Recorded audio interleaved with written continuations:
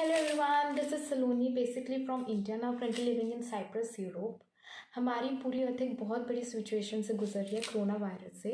इसके ऊपर मैंने एक छोटी सी पोएम लिखी है जो मैं आप सबके साथ शेयर करना चाहूँगी।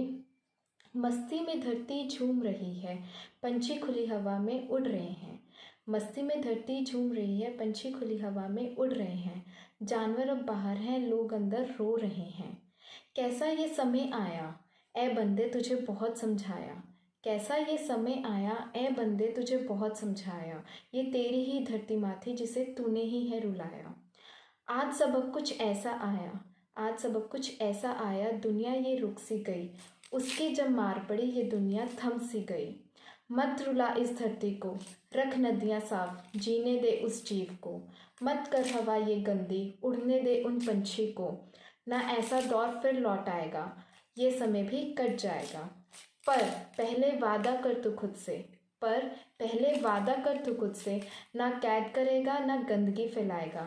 ये देश तेरा है, ये देश तेरा है। तू अपने जैसे इसका भी ख्याल रख पाएगा, तू अपने जैसे इसका भी ख्याल रख पाएगा। So everyone, this is a little poem on our current situation.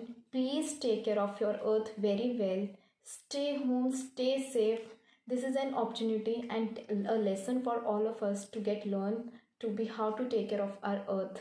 So please everyone take care of your earth very well. Stay home, stay safe. Bye.